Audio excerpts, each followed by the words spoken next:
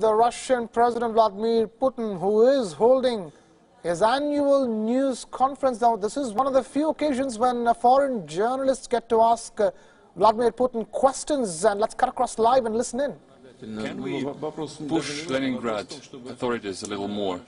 The question is not about just introducing more regulations. It's about the need to create more dialogue. We need a mechanism for getting the requests and petitions from the citizens. Can you reformulate? Let me just finish the question. Can we ask for a 10-minute interview before you leave the building? Well, that cannot be organized, but give me some more time to finish the question. Time after the press conference, be it this year or the next year, the time after press conference is something that we can allocate for the interview. Now, let me get back to the issue of garbage. We are generating 70 million tons of household wastes annually, on a yearly basis. And now, what are we lacking? We lack the direct dialogue for citizens. We need to reach out to them, to show them where the garbage will be treated, where it will be dumped, and clearly, we should absolutely get rid of any gray areas and criminal elements that are rife in this area. I know that many people try to instrumentalize this issue, who try to introduce more tariffs and pass them on to the citizens, who will try to charge them more for garbage collection. We need to get down to the nitty-gritty to ensure maximum transparency. Say, take the rural areas. Many of them faced increased tariffs for garbage collection, which were never collected in the first place. They've always been dumped to the forest nearby. But this is a major issue. Where do we get this garbage? The logistics should be paid for, and people, this is crucial, should understand what they are paying for. Now, let me get to the Leningrad County now. It faces the very same question. How come St. Petersburg dumps its garbage to the county? Well, they can bring it somewhere further. They can bring it up, I don't know, to the Arctic Ocean, but then the price will be even higher. And after all, Leningrad and the surrounding region is the single economic entity. In fact, during the Soviet era, it was governed from the same center of making decisions. And the interest of this very single region might differ according to the subject of the federation concerned. But so that people, many coming from the Leningrad region and as well as the Moscow region, they come to work in St. Petersburg and then generate waste in St. Petersburg, and then they go back to where they live. We should make this process transparent, and the situation should change. But then we need to develop this area from the point of view of the construction of relevant plants. But we need to boost this construction in order to recycle waste, and we need to understand this and to explain to people how those plants are going to function, what would be the damage, if any, for the environment, and would they create any issues for people who live close to those plants. Because in major big cities, for example in Tokyo, those recycling plants are located in the city, and they do not smell, they do not make any fumes, they do not ruin the lives of people, they do not cause any harm for the environment. And if we are going to take into consideration the environment, then we'll have no issues. But then we have to do it as we have decided, and for that we need public monitoring. We need public organizations for that. I have already talked with the United Front of Russia leaders, and now I would like them to focus on this issue again, and we will do it together. We will resolve this issue. So, TVC, I remember that in recent years we have ignored their questions, but this year I give them the floor. Matei Shestakov, TV center. It is often that in the media we are accused that the real sector of economy is based on the heritage of the Soviet Union, the plants were constructed by then, and the fields were exploited back then. What would you say to these people, and what has been done in recent years? Some airports might be constructed, some roads might have been constructed. Well, when it comes to criticism, it's always useful. It makes us think about the topics that were raised by the critics. As for the fact that we are now living off the Soviet heritage, it's impossible not to make use of the 1,000 years of the previous state, and including the USSR period. And many things done in the USSR times are things that we are proud of. For example, the victory in the Great Patriotic War, the first flight into space, etc., etc. We have had many achievements. And we should be grateful to our fathers and forefathers for building such a superpower back then. But as for today,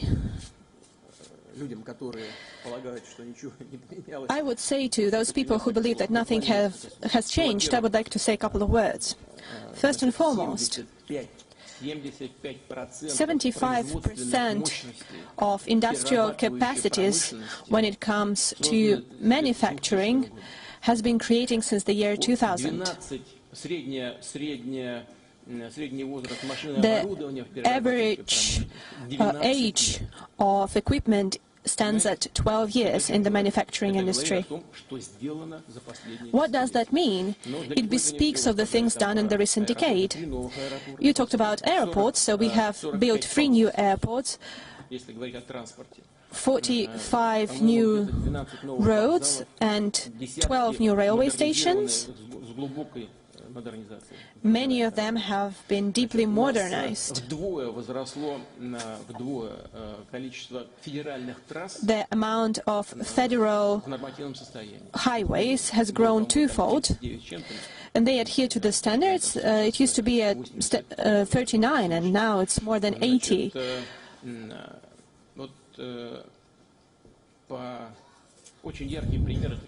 A poignant example is agriculture.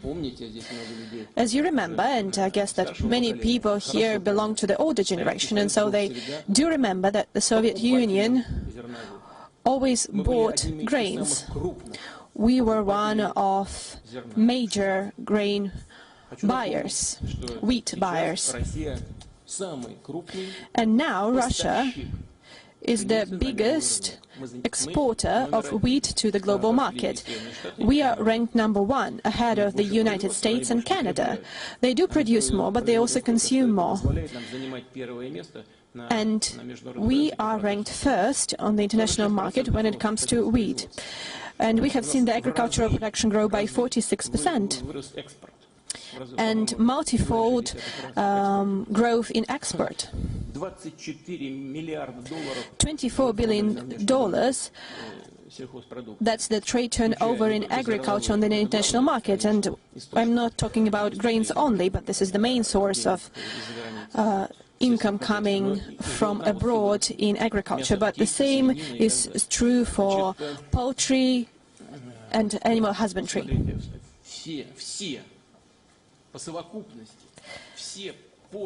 And altogether, all ports of the Soviet Union transshipped 600 million tons. And do you know what is the figure in Russia? 1,104 million. And all of this has been created in the last decade. As for various fields, around 600 new fields have been used, and this is including 57 that is about to be opened this year. We can talk about any industry, and I'm not even mentioning such modern industries, for example, as nuclear energies. We have launched 8 new units in recent years. And I guess that in the Soviet times we altogether launched 16 units. And this gives us great advantage when it comes to combating climate change, because thanks to hydropower and gas, we have the greenest economic structure in the world. We have created also new industries, for example, liquefied natural gas. We have created the same industries in the Far East and in the polar region. And in the nuclear energy, we have made a major leap forward when it comes to generation. This is indeed a major leap. And those who believe that we are only living off the heritage of the previous generations and the resources we inherited from the Soviet times are mistaken. Now let's move on to that wing.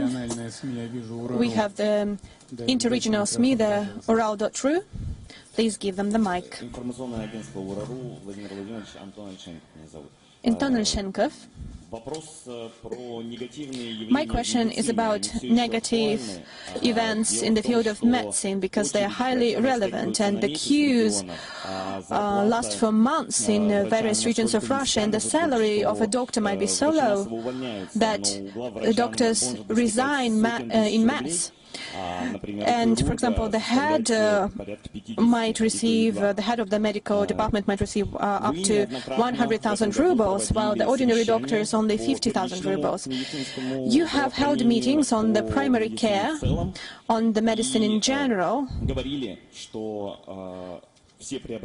and you talked about how all the reforms, all the transformation should have a swift and effect and must be efficient. And I would like to understand why the system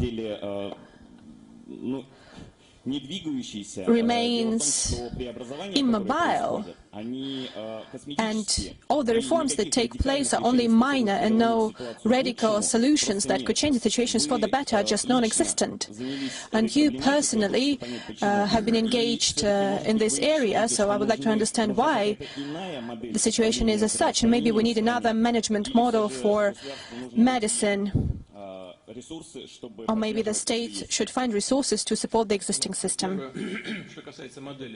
As for the model, you should not touch the general model because it is developing and we see satisfying growth. Of course, issues do exist, and you have mentioned one of them, the level of salary.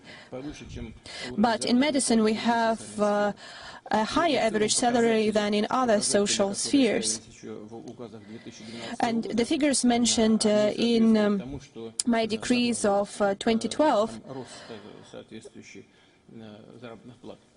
we have the growth stipulated in those decrees, but I have to agree with you. Those are only average numbers. You talked about how heads of departments could have higher salaries by ordinary doctors. For example, surgeons might have lower salaries. Yes, we need to resolve this issue. From the point of view of salary, you should look inside this very area itself, because there are ways to change this situation, and they are well known and they are simple. The first thing, you need to increase the insurance policy tariffs, or maybe change something inside this policy.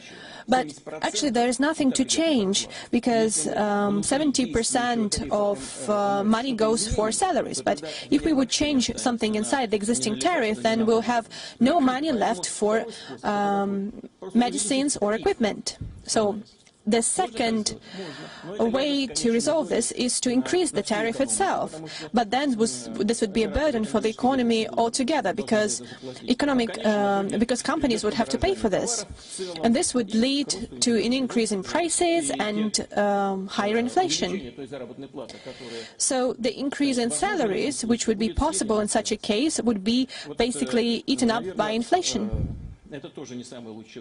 So this is not the best solution either. Can we do something inside the existing system? Of course we can. You have mentioned it yourself. The chief of a department might have higher salary, while ordinary doctors might have a lower salary. The first thing you need to do is to get rid of this gap.